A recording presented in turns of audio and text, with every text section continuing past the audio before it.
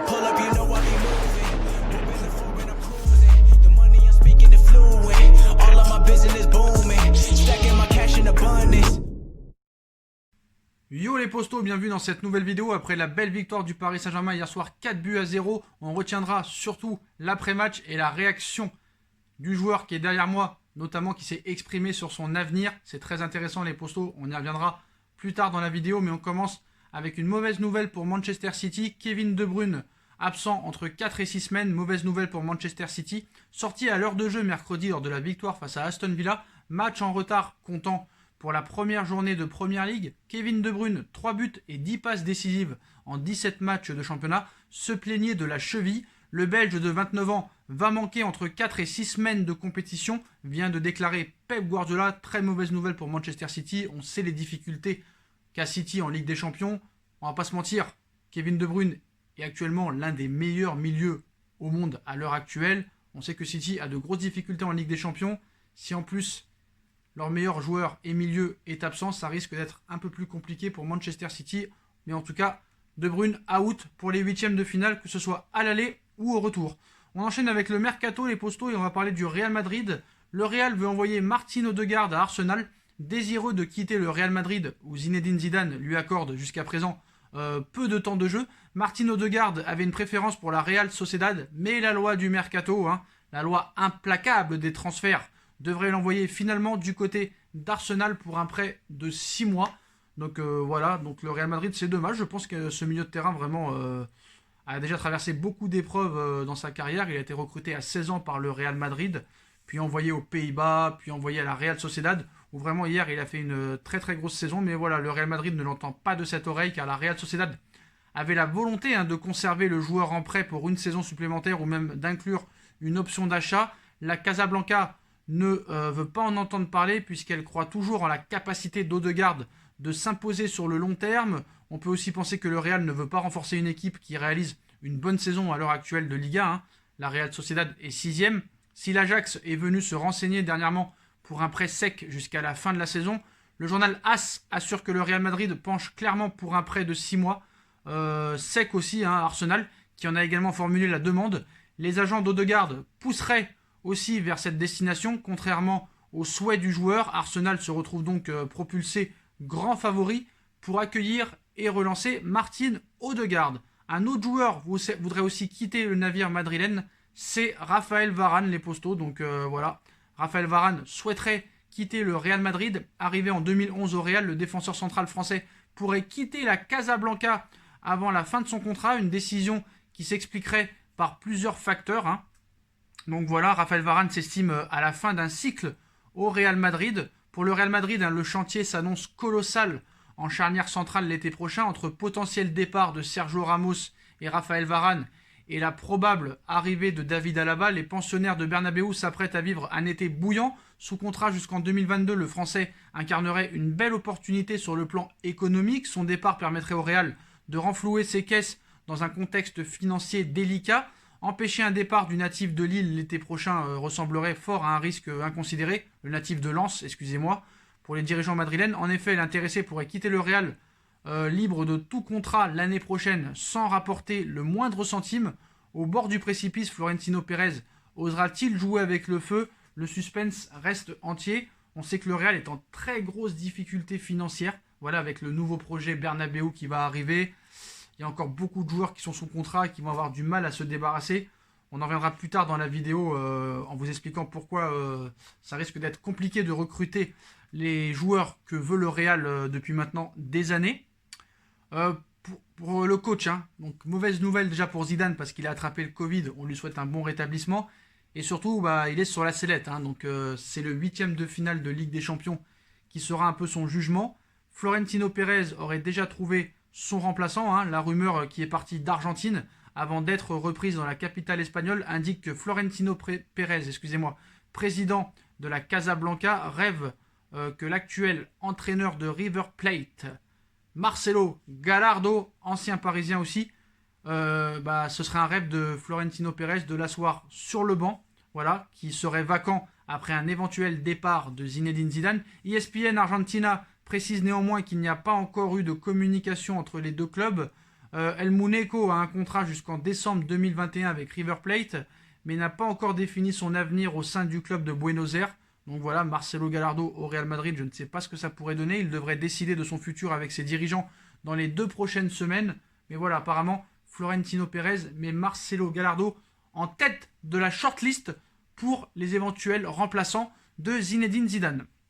Donc on va parler beaucoup du Real Les Postos aujourd'hui, mais avant de parler du Real, on enchaîne avec le dossier prioritaire du Paris Saint-Germain pour ce mercato d'hiver. Le PSG ne lâche pas l'affaire dans le dossier Dele Alli, bien que le président de Tottenham soit toujours contre son départ. Un prêt avec option d'achat serait l'opération souhaitée par Daniel Levy. Leonardo ne voudrait qu'un prêt de 6 mois. De son côté, l'Anglais lui aussi ferait le forcing pour rejoindre son ancien entraîneur. Dele Alli va aussi prendre les choses en main avec son agent. Donc ce jeudi, 90 minutes s'est penché sur l'épineux feuilleton Dele Alli. Après avoir contacté des sources proches du dossier, le média britannique a révélé que le milieu de terrain des Spurs se serait entretenu avec son président Daniel Levy pour une raison précise. En effet, Ali voudrait obtenir le feu vert de Levy et de ce fait être autorisé à rejoindre le Paris Saint-Germain d'ici la fin du mercato.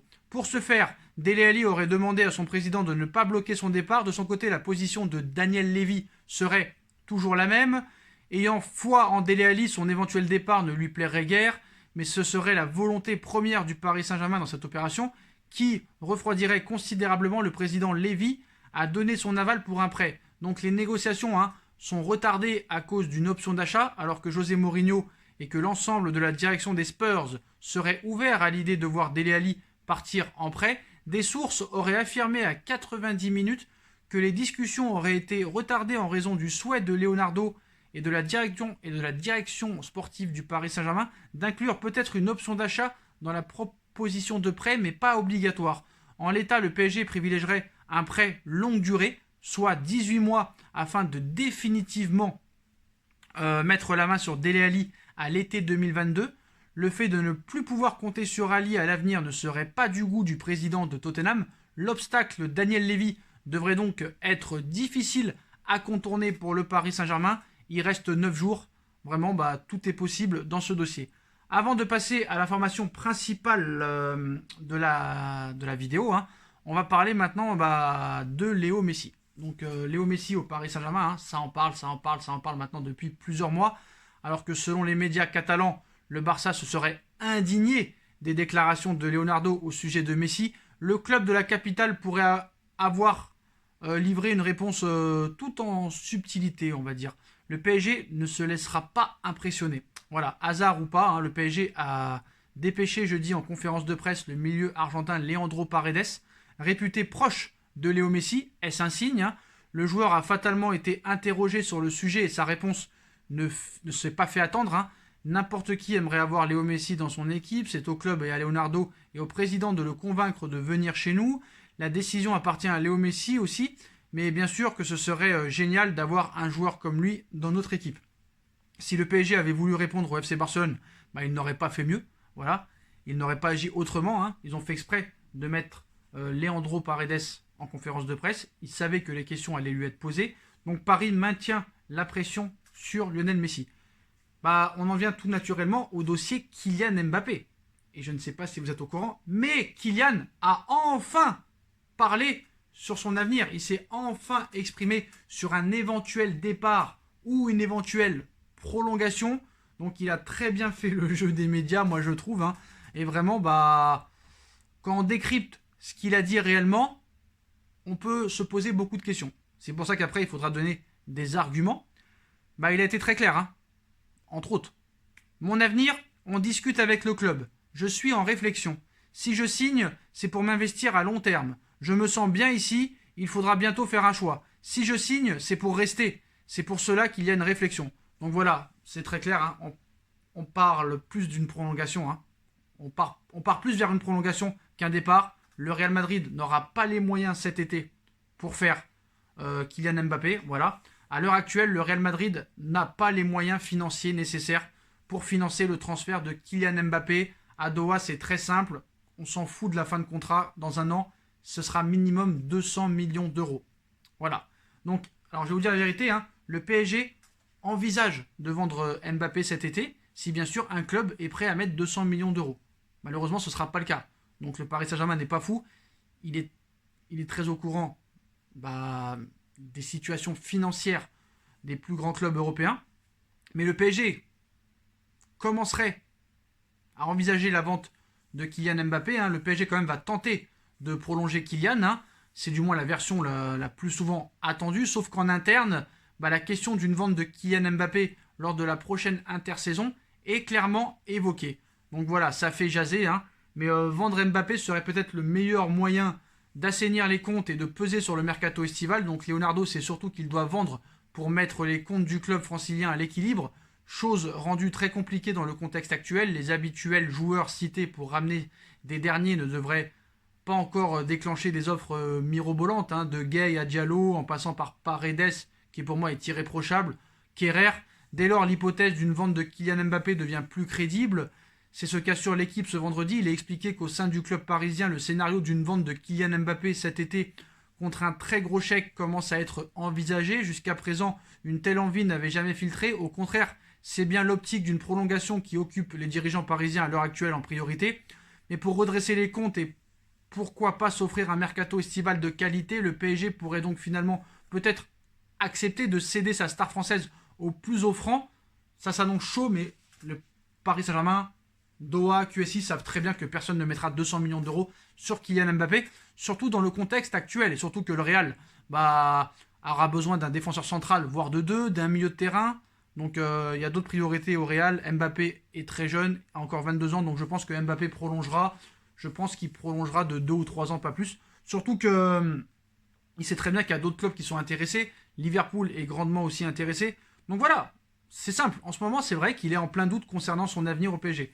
Voilà, il aurait différentes options pour poursuivre sa carrière. Néanmoins, pour le plus grand bonheur du Paris Saint-Germain et des fans et de Doha, une prolongation serait la solution privilégiée pour Mbappé. Voilà. Donc selon des sources proches du dossier sondé par ESPN, Mbappé réfléchirait beaucoup à son avenir et se demanderait s'il doit rester ou non au Paris Saint-Germain. Comme l'a indiqué le média britannique, le champion du monde français rêverait toujours de rejoindre le Real Madrid et se verrait bien jouer à Liverpool également. Toutefois, les caisses du Real Madrid et de Liverpool auraient été fortement touchées par la crise provoquée par le coronavirus. Ainsi, ni le Real ni Liverpool n'a les moyens d'assumer le transfert de Kylian Mbappé actuellement. Et le joueur en serait tout à fait conscient. Ainsi, la star du Paris Saint-Germain saurait que la meilleure option pour lui aujourd'hui serait de prolonger son contrat, alors que cette situation lui pèserait. Mbappé ne devrait pas pour autant se précipiter quand même pour sceller son avenir. À en croire ESPN, l'attaquant du PSG devrait attendre la fin de saison pour trancher définitivement sur son sort, au risque de voir ses performances sportives en pâtir encore longtemps. Mais voilà, on voit que hier soir, il a été très très bon. Donc je pense que son choix est fait. Il prolongera au Paris Saint-Germain, je pense, jusqu'en 2025. Et ça arrangera tout le monde. Voilà, je pense que si Paris est vendeur en 2023 ou en 2022, ça pourrait être plus facile avec une prolongation. Et il serait peut-être plus bankable. Surtout que s'il fait des grosses performances en Ligue des Champions, à l'Euro et peut-être à la Coupe du Monde. Mais quoi qu'il arrive, l'objectif de Doha, c'est d'avoir Mbappé au Paris Saint-Germain avec Neymar. Et si possible, avec Messi en plus. Voilà. Mais après, voilà, il faudra que le PSG vende. Peut-être des Gueye, tu peux en tirer 20 à 25 millions en Angleterre. Kerrer, tu peux peut-être en tirer 20 ou 25 millions en Allemagne. Bakker, peut-être pourquoi pas entre 5 et 10 millions si on a de la chance. Voilà. Après, on va économiser peut-être les salaires de Di Maria, de Draxler, ça fera de l'argent aussi. Et surtout, voilà, c'est pour ça qu'ils veulent amener Messi. C'est pour avoir encore plus de merchandising, de sponsoring, de publicité. Voilà. Quoi qu'il arrive, il y aura un nouveau diffuseur pour les droits TV. L'argent va continuer à rentrer dans les caisses. Mais voilà, Leonardo sait très bien ce qu'il faut au Paris Saint-Germain. Il va falloir aussi trouver cette qualité de vente. Il va falloir essayer de trouver des solutions pour vendre et vendre. Voilà les postos, vous avez toutes les informations sur l'avenir de Mbappé, de Messi et de tous les mercatos en général.